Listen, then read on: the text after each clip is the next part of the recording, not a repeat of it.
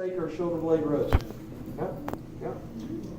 I'm not shocked that people who have more experience and people who shop at the markets, I'm guessing, have buy shoulder blade roast and shoulder blade steaks, because that's where we would have bought these steaks in the 70s and 80s. And this is still a cut that's still sold there that way. But no, you guys haven't had this? Third most tender muscle in the animal. Nobody's had this. Maybe it was called something else. All right, so we didn't know it's third most tender muscle until 1993. Florida State Ag Department got themselves an MRI machine, and they were putting beef carcasses in it, because that's what you do in the Ag Department when you get an MRI machine. Maybe they had a little grant from American Beef Council. So they were determining numerical tenderness values for every muscle. The most tender muscle on the animal, the tenderloin. Did you need an MRI machine for that? No, you did not.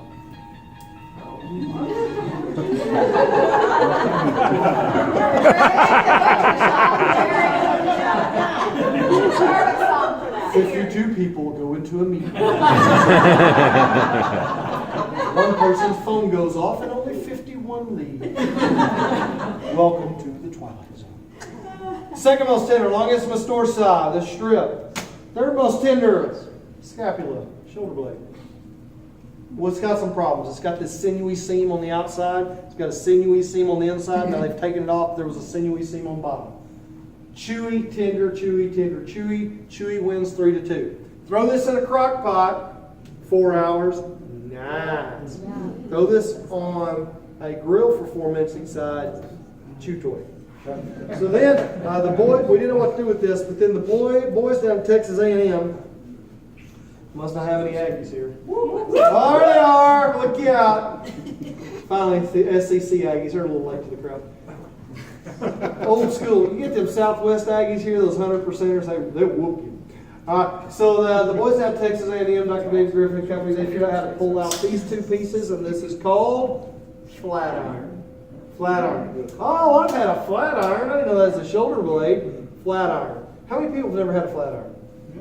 It runs about 50%. About 50% of people have never had a flat iron. That number is narrowing, but it's 50%. Great cut of beef. Next door neighbor to the flat iron. Next door neighbor just underneath the bone. This is the Chuck Underflat 116G. And we were looking at this on the block and thinking, man, that just looks way too good to be a roast. That looks nice off the Wagyu cow. Is anybody making a steak out of that muscle? So there's a website where you can go in and pull each muscle out of the carcass and learn all the information about each specific muscle. And really found nobody's making a grilling steak out of this. Nobody's making a thick grilling steak out of this. So we started square cutting these. We're grilling them on all 4 sides. This is good. Nobody's selling a steak out of this? Man, we're gonna start selling a steak. And it's shaped, we gotta name it. We came up with a steak. It's shaped like the number 1. And McKinney had just been named the number 1 place in America to live. So we called it the McKinney steak. This is the McKinney steak right here. We sell these, and we actually only sell these on Friday and Saturday. Oh, okay. And they're kind of first come, first serve only, and they are amazing. Teres major. Teres major does not look too major. Helps the shoulder, helps with motor control, rotation of the shoulder. One on the right, one on the left. Teres major, 1,500-pound steer. This is what we got. A little over a pound of meat. It's usually around 8 to 9 ounces each. Petite chuck tender. Was that a tenderloin? No, tenderloin's over here. Petite, it's like the tenderloin of the chuck. Petite chuck tender. Petite chuck tender.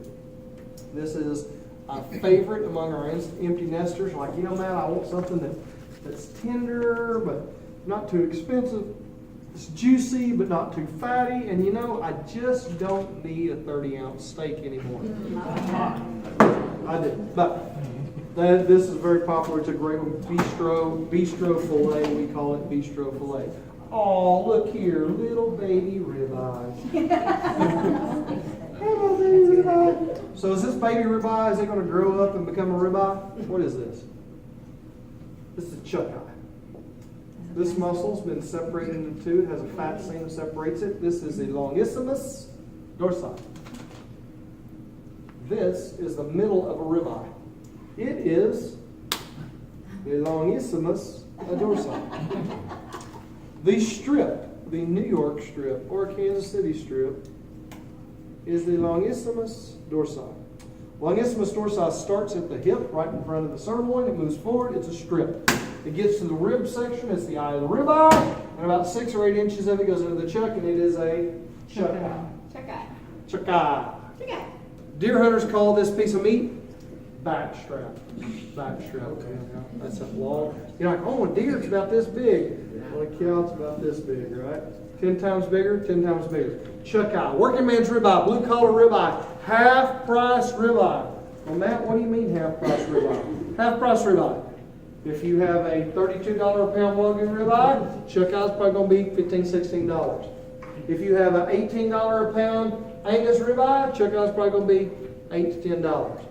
If you have a $12 a pound ribeye, we need to talk about where you're buying ribeyes. Chuck eye, half price ribeye, Wagyu ribeye. This is one gets a lot of people. This is the mock tender. A lot of people buy these. It's bacon wrapped, 4 of them on a tray. You're like, ooh, look at that, that's nice, right?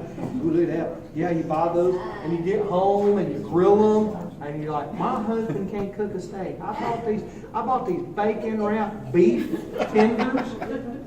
Bacon wrapped. Really expensive. I paid $8.99 a pound for that. He just ruined them. The middle, I don't know what he did. There's this big fatty piece in the middle, and the more you chewed it, the bigger it got in your mouth. He just ruined it. Well, maybe you got home with mock tender, faux tender out of the chuck, real tenderloin in the middle, mock tender, faux tender, fake tender on the top and the bottom. Oh my gosh, close up. Don't they look a lot alike? All right, so how'd you know you were getting this, not this? Tenderloin. All right. Shiny silver skin seam. That's a little, actually silver skin through the middle. This will have a fat seam, but like that's a little fat, a little vein of fat. Yeah. But the number one that way, you know you're not getting this. You're getting this. $8.99 a pound does not get you this. It gets you this. Whoops. Put on the grill. I got it. Look, nothing ever happened. We'll put a little garlic in there, be fine. Yeah, I'll carry away. Yeah, we may have messed that up. Let me see if it's still okay. Me too. I'll try. What? You want some of this? I do. Yeah, I'll try it. Pull forward. Pull forward. I just got a thigh shot. I'm good. You just got the what? Thigh shot. I'm going to Costa Rica. Is it typhoid? Oh, she's loud. She's louse? Is that what you said? I'm third world. I can take anything. That's right. Give me You a got bug. that? You got that. Give me a what? A bug. Oh, I thought you said give me a dog.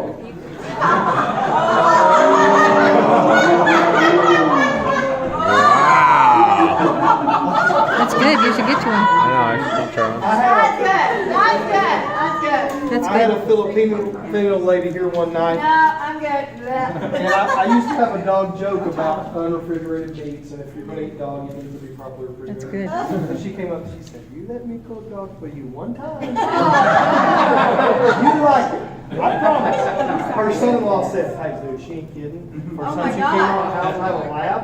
She's like, "Oh, I love your dog." Oh, he's like, "Woman, stay away from my house."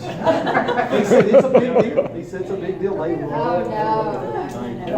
I'm loud. I'm not Filipino. No, that don't go there. She's married to a Filipino, though. Uh-oh. Pull forward. That's There you okay. go. We got one more teaser back here. Oh, we're not going to have any left to go on the grill. Oh, All right, here it is. One last one over here. Be here all night. Sorry, I would've Pull shared with you. forward. That's all right. That's the way a knife works. it's like a You tartar. can't cut yourself. It's like a tartar, right? But tartar, you would chop it and use lemon juice to cook it. Right. So moving on to more meat. It's delicious. So we're moving out of the chuck into the rib. How many ribs in the rib roast? 12. That's pretty good. Yeah, You're listening. 13 ribs. One stays the hind quarter, 12 stays the forequarter. But of those 12, only 7 are a rib roast. So only 7 are a rib roast. Little end, big end. What's the difference in a chuck eye and a rib eye? Pretty good. Thickness of an eye. So I have a question. A What's- prime rib and a rib roast, are they one and the same? Just talking about that right now. What's the difference in a rib eye and a strip? Thickness of an eye. When the rib eye ends, the strip begins. This is where they graded the beef. So a rib roast is real prime rib. Okay. Now, I do benefit auction. I used to travel around and speak a lot. And I've been served prime rib. It was not prime, it was not rib. I've been served sirloin. I've been served inside round. I've been served lots of things that were not prime rib, that were called prime rib. Technically, prime rib should be this muscle. 7 bones. Why do the Europeans only serve a 5-bone rib roast? They don't serve a 7. Oh, here we go. Here's my chuck-in. Because that chuck-in ribeye is fractured. That longest restore side is split in 2 by a fat seam. As we come in 2 bones, that thing will be whole. It'll look like this. And until longest restore side is non-fractured away from the chuck, they don't consider that a rib roast. Those are chuck steaks. United States, we go 7-bone. Europeans, 5-bone. Most traditional Europeans, 5-bone rib roast. So we've got the loin end. This is the loin end. 1 steak over is a strip. This is the chuck end. 1 steak over is a chuck eye. Some people like the chuck end. Some people like the strip end. Our customer Al Bernay down in Dallas, he does not like either end. He only takes steaks out of the middle. So we take the 2 to 3 steaks off the little end, 1 to 2 steaks off the big end. He only gets steaks right out of the middle. All right, big deal. So, got the big end. Let's cut some steaks. I've got a bone-in ribeye, boneless ribeye. What do the big steakhouses serve? Bone-in. Mostly, the big nice places. Pappas Brothers, Nick and Sam's, Albert Days. What do the grocery stores sell mostly? Boneless. Why is that? Right, because I thought the big steakhouses, they like the big bone-in steaks. Well, several reasons why. So when you go into the grocery stores, there's a lot of factors in play. One, you cut boneless steaks with a knife. You cut bone-in steaks with a bandsaw. Now you can cut your finger off with a knife, but you actually have to work at it. The bandsaw is on finger number 3 before you realize finger number 1 and 2 are gone. All right? That's a dangerous piece of equipment. Watch out for 7-fingered butchers. They don't know what they're doing. They're careless. There are a lot of guys out there, man. I can only count to 8. Take your shoes off. I can get there. All right? So corporate America says, let's use the knife. That's dangerous. The grocery stores in DFW Metroplex live on a 1 to 1.5% net profit. For every dollar you spend in a grocery store, they keep a penny. They didn't make hardly any of that on meat. So, pennies add up. You get 3 to 4 boneless rib rolls in a box. You get 2 bone-in rib rolls in a box. So that means freight adds up. It's a big deal. Waste loss. The bones can poke a hole in the bag and the meat can go bad. It doesn't happen with the boneless meat. So therefore, the grocery stores really like to go to the boneless meat. The waste loss, freight, all adds up. Butchers aren't cutting their fingers off on the bandsaw. And then we've become a boneless meat society. After eating boneless chicken wings. How do these chickens move their wings if they're boneless? Inquiring minds want to know. But we sell. I wouldn't sell boneless steak. I'm not going to say boneless ribeye. Bone-in ribeye. You want a boneless ribeye? You take this bone-in ribeye home. You cook it. You cut the bone off. You got a boneless ribeye. I got tired of getting beat up, so now we sell a boneless ribeye. We sell boneless ribeye. We sell a bone-in ribeye. Let's leave a little bit more bone on it. We have this much bone on. That's called a dog treat. Well, that would be kind of, but for demonstration purposes, only part of The bone is for the dog. It's a cowboy cut ribeye. So if it just had that much. Why is cowboy cut ribeye? Cowboys don't use forks and knives. Eat meat right off the fire. It's Sunday. Got company over. Being polite. That's when we go for the tomahawk. Right there, right? Go for the tomahawk. We don't have to get your hands so close to your mouth. Reach across the table. Let your buddy have a bite. Hey, you got that dribble tool for Christmas. You never use it. Here's when you want to go use your dribble tool. You get the wire brush. Pop polish this down, get the bone nice white and shiny.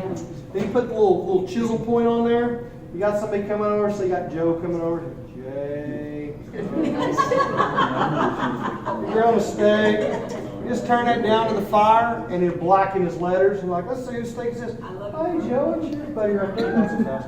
And it's like, hey man, when you get done with that, take that bone home, put it up on the mantle like a little meat trophy right there. You know? Maybe next time I come over your house, you put me a steak with my name on it, right? Right there. That's how you show off for your father-in-law right there. Put his name on a steak. Right there. Now, who's ever seen a steak that looked like this? That looks like bacon. Oh, that's not. That's a club steak. This is how all of my ribeyes came back on my first steers. And I thought, 3.5 pound ribeyes? I'm a ranching genius. There's the ribeyes at the store only weigh £1.25, £1.50. I got it going on. And then I ate one. This is called a club steak, also known as lazy butchery. So this is how the steer would be put together.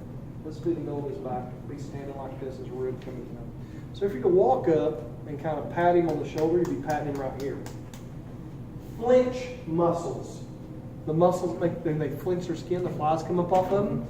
Great for ground beef, not great for steak. What they should have done was taken this lifter meat off. We call this lifter meat.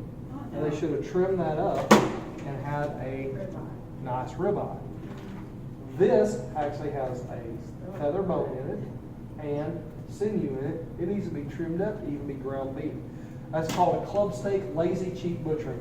This is the kind of mess I got back that led me here. Old Jose said, who the hell cut this meat for you? You ain't ever going back there, I tell you that. Right? And I never went back.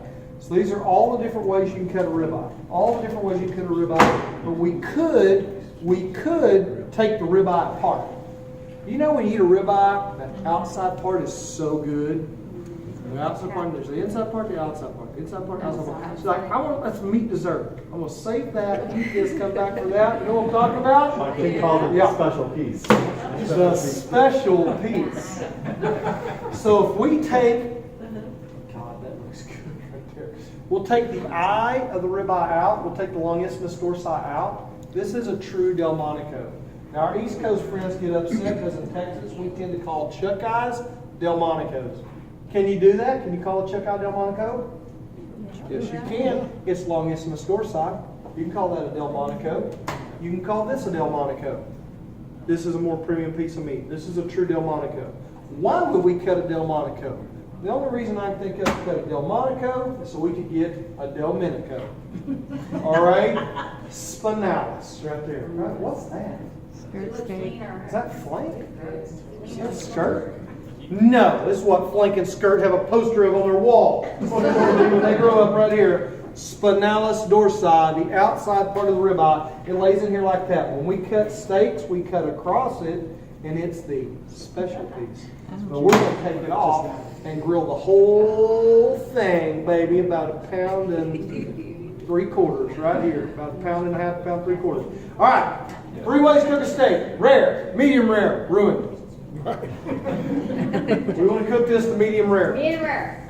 Why medium rare? Why not rare? Over here, medium rare. Over here, rare. The collagens and the fat content are different over here. We're a little warmer over here. We'll get these steaks warmed up and get that fat loosened up. I'm not a rare ribeye guy. Rare ribeye guy still got a little chew to it. Hey, tenderloin, let's eat that baby right now. But the way the fats are in the rib section, you want to get those loosened up and going. So we're going for medium rare right here. 950-degree fire. How long we cook that baby? A little salt and pepper. Right there. How long? 45 seconds. 45 seconds. How long? Hey, Per we're second. winning. No, that's what you said. That I didn't say it was the right answer. I was just recounting what you said.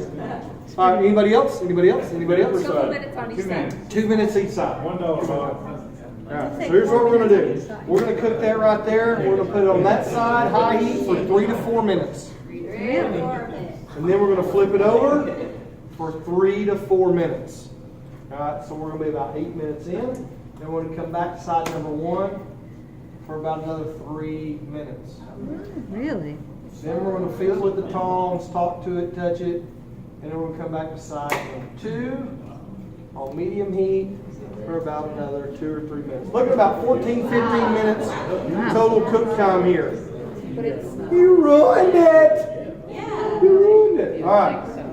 Commit to memory how thin it is. Commit to memory how thin it is.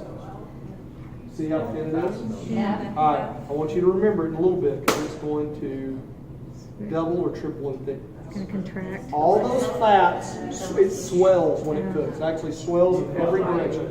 It's going to become wider and taller. All of those fats are going to turn liquid, and they're going to turn liquid. They're going to expand. They're going to push those muscle fibers apart, and it's going to be juicy heaven. Nice. Right here, right here. So that's the best way to cook a ribeye. All right, let's move over into the loin. I've got the tenderloin, the sirloin, the strip loin. Common word, loin. So we've got a cross-cut section here. Tenderloin lives on the bottom side. The strip loin lives up top. This will be the back of the steer. They kind of be put together like this. This will be the back bone put together. So let's go through it here. Let's talk about the tenderloin. This is a butt tender. Oh, I've got the whole thing here. Let me bring the patient. Let me bring the doctor. Bring the patient around. Here we go. This one didn't make it.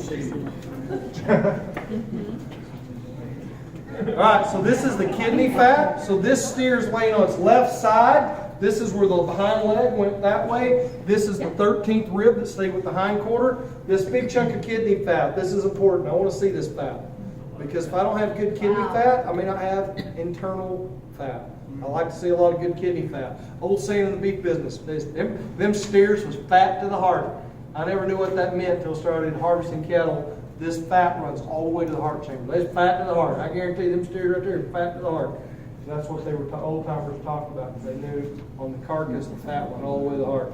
We use this fat on the grill to season the grill. You render this. This is tallow. Some people want to render that for tallow. So here's a whole tenderloin, whole pismo, PSMO, peeled side muscle on. This is the way it comes off the carcass.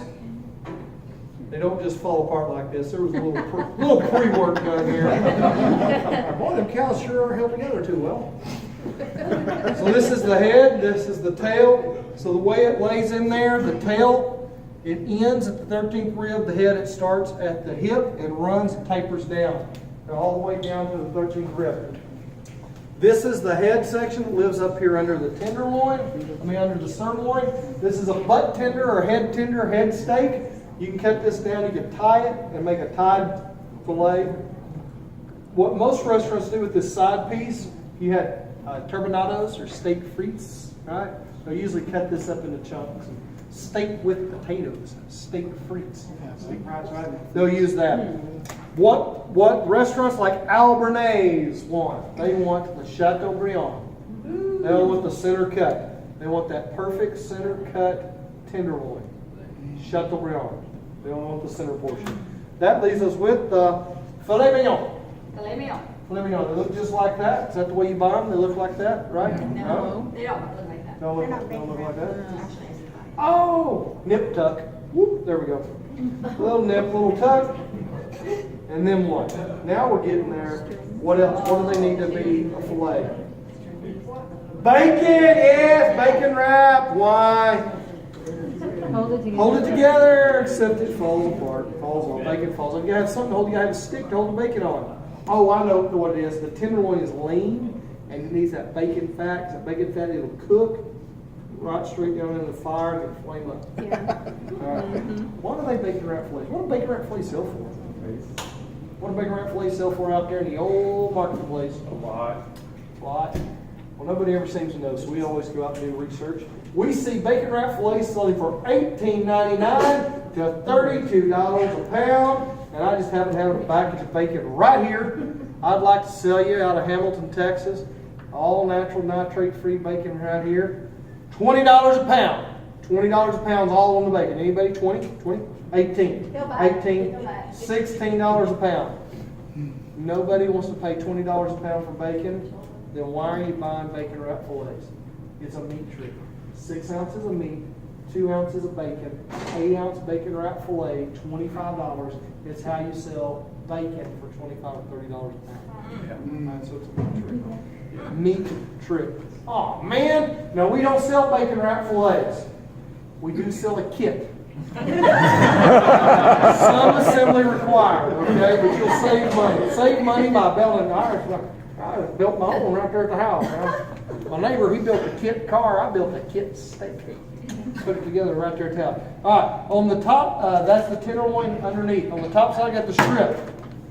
Bone-in strip, Kansas City. Boneless strip, New York strip. Kansas City, beef packing town. They know what they're doing in Kansas City. Barbecue houses, steak houses. Kansas City knows what's up. New York strip, boneless strip. Those New Yorkers are sissies. Can't handle meat with a bone. Careful. Any New Yorkers here? Yes. Well, y'all must be nice. Y'all are nice upstate folks, though. Don't y'all. What? I'm not a y'all. I'm not a New Yorker. Oh, He's a New Yorker. you know, we see if he's one of those Long Island boys, you know, if he's somebody, F you, cowboy, right? Didn't see him with the Wisconsin shirt on. Didn't think he's got the Arnold's Drive-In. This is from Happy Days. It's not even real. Whoa. Did you ever watch Happy Days? Of course. Dude, I knew what it was. Come on. Hey. Hey! Come on, we're here. All right, so I'm going to tell you in a minute about Kansas City strip and New York strip, why those are different. Let's leave the Kansas City strip and the tenderloin together. We've got a porterhouse, winter steak dinner, and a T-bone. What's the difference? Size of the tenderloin. Told you. Big tenderloin, porterhouse. Steak nugget tenderloin, T-bone. Porterhouse. Porterhouse? Wow. T-bone. Porterhouse. T-bone. All right, so remember how that tenderloin tapers down? We got that filet McKnock. Got the filet McKnock in there. There you go. There's how the tenderloin sits in there. The barrel, the Chateaubriand, that's the porterhouse section. The filet mignon, that's the T-bone. So the reason T-bones are cheap is the bone to meat ratio. There's more bone per meat. They're getting rid of that tenderloin tail. So what historically a lot of places would do, what a lot of places would do is they would cut 2 or 3 T-bones off, and then they would either sell the porterhouse as a premium piece of meat, but usually what they do is they would take the filet off and sell a bone-in strip. So that's the old school way. Why is this called a porterhouse? Because it has more. It has everything? We used to not ride on planes. We rode on trains. We didn't have stewardesses. We had porters, hardworking guys. They would ride on a train for 8 to 16 hours. Oh, wow. Get off. They were the kind of the attendants of the train, hardworking guys, handled all the baggage, took care of people on the train, and they'd walk a block or two away from the tracks and say this place had rooms for rent upstairs, bar and grill downstairs, called a porter's house. All right? They had this great beer. It wasn't a stout, wasn't an ale, it was kind of in the middle, porter style beer. Dude, these guys are famous. All right, so the porterhouse steak, when we mechanized the meat industry in the late 1800s, we went from traditional hand-cut East Coast New York steaks to mechanized, bandsaw cut, bone-in, Midwest-style butchering Kansas City steaks. East Coast folks, New Yorkers, did not want machine-cut meat. They want traditional hand-cut meat. They don't want that Midwest-style, Kansas City-style butchering. They want New York steaks. They do not want a Kansas City steak. This strip could have just easily been called a Chicago strip or a Green Bay strip, but Kansas City just sounds better. So, that's why it's called a porterhouse. If anybody'd like a dissertation on why this is called a T-bone, please sign up for my real estate investment class. Oceanfront property, Durant, Oklahoma. Durant.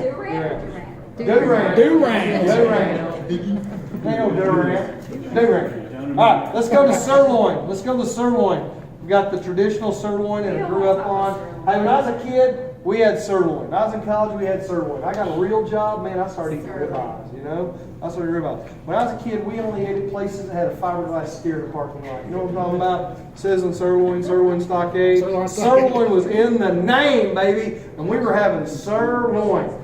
We're going to bring sirloin back to you tonight. Wagyu sirloin is good. And we're going to introduce you to sirloin culotte. Sirloin culotte, sirloin top cap. Now maybe you've had this. No, maybe you've had it. They had a fat cap on it. They cut it in half, folded it over, stacked them up on a sword, put a bunch of salt on it, and they called it picanha. Picanha. Yes. Yeah. Texas Arizona Steakhouse. This is the muscle, but on the Wagyu we take the fat cap off. We make it a grilling cut called culotte. It is amazing lot right there. Not all skirt steaks the same. You know, like, man, some places just have better fajitas than others. This is the outside skirt. Outside skirt. This is the premium skirt steak. Sirloin flap. Sirloin flap. Now this isn't sirloin tip. What's a sirloin tip called? Tri-tip. Tri-tip. That's a slow cooker. We're only focusing on meats here that take less than an hour, okay? We're not talking about brisket, we're not talking about tri-tip. We'll have to go a slow cooker class. Outside skirt steak, bavette steak. Inside skirt steak, cheaper skirt steak. This used to be cheap trash meat. And in the 70s, a lady in Houston, Texas had a Mexican food restaurant. And Tia figured out that she could take 4 ounces of this cheap meat, grill it real quick, slice it up, throw it on a sizzling skillet with onions and peppers and 3 tortillas and charge a bunch of money for it. What did Tia figure out? Sizzle cells? Fajitas. Fajita. Because this meat, once it gets cold, is really chewy. You've all had leftover fajitas. Right? So Tia figured out if you cut this up, warm and finish cooking on the way to the table, you could take this cheaper piece of meat and present it really well and charge for it. In the 80s, a Mexican food chain out of Stillwater, Oklahoma, called El Chico's, headquartered in El Chico's, they're headquartered in Dallas now, but they're in headquartered in Stillwater, Oklahoma for a long time. El Chico's took hot skillet fajitas regional. Got to be very popular. And then in the 90s, Chili's and Applebee's took hot skillet fajitas nationwide, and now skirt steak costs more than sirloin in the wholesale business. Wow. They made this a very high demand meat because they take 4 ounces of meat and make an entree out of it. Right? So the key with skirt steak, don't overcook it, don't overcook it, don't overcook it. Cut across the grain. You see a lot of people, they just pull it apart, they bite the taco, the whole piece comes out. Your knife is your friend, cut across the grain, cut across the grain. Right? Flank steak, get 2 of these out of steers, 1 on each side. 2 of these flank. Long muscle fibers, leaner steak, but still pretty juicy. I like a flank steak. Used to not be real fond of flank steak. Flank steak's pretty good. You gotta cook it right, you gotta cut it thin with your knife. You gotta cut it thin with your knife. Hanger steak, hanging tender. This is the muscle actually supports the lungs, also part of the diaphragmatic system like the inside skirt steak is. And this is a hanger steak, hanging tender. Used to be called the butcher's cut. I think it's a butcher's cut because on a carcass, if you got half a beef in, it's going to be on one side or the other. So you get a half of a beef, you might not get one, you might not. You just clean this up and take it home. So back in the day, this is called the butcher's cut because they just cleaned it up and took it home. Today, this is a center of the plate steak, hanger steak, hanging tender, 5-star fajitas, 5-star tacos, or center of the plate. I like this with a coffee rub. So we fine grind coffee and rub it in coffee. Yeah. Now we're really complicated how we name things, Susie. Rub it in coffee. Oh, yeah. Oh, it didn't been identified. All right, let's wrap up and go eat meat. All of these are rounds. Eye around steak. Inside round, this is what they make roast beef out of. This is a London broil. It's a round steak. Knuckle, peeled knuckle, chip steak, round steak. Are these really steaks? Like, ooh, go home and put that on the grill. No. But 70 years ago, you said, hey, Joe, I need a steak. That meant cut it thin. Hey, Joe, I need a round roast. Cut it thick. Cook it slow. 70 years ago, 80 years ago, all steak meant was cut thin. Didn't matter. Now, in our post-World War II backyard Weber grilling minds, steaks are over here. All right, now these are not really steaks. You could braise these and make a steak, braise it, or you could sous vide it and try to make a steak out of it. So with sous vide, you could bring these back into steak land.